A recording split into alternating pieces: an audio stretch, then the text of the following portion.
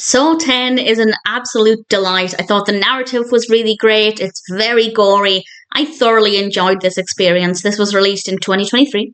It's directed by Kevin Greutert, written by Pete Goldfinger and Josh Stolberg, and we have a cast including, of course, Tobin as John Kramer. And Kramer goes to this clinic in Mexico with the belief that they will be able to cure his cancer. And it turns out that it's a scam.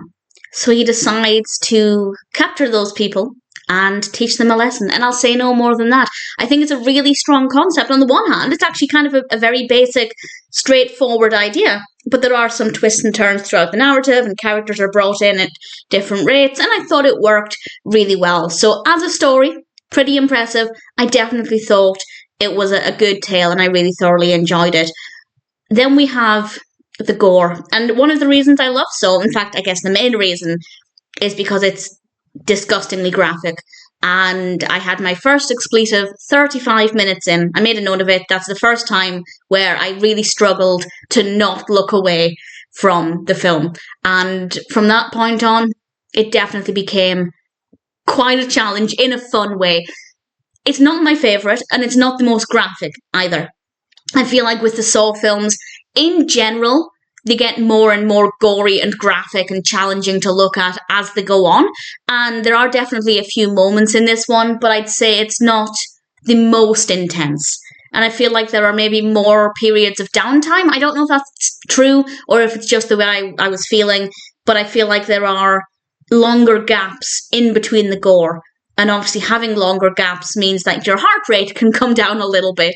Whereas personally I prefer it where it's a little bit more intense. But that being said, it still worked really well. And from start to finish, I really enjoyed it. It was a little slow to begin with. It did take, well, as I said, it took a good half an hour to get to the first point where I swore and looked away very briefly. That being said, the film is close to 2 hours. So it was slow, but we get about an hour and a half of, quite high intensity and a lot of gore, and what I think is a very well written narrative. I really thoroughly enjoyed it.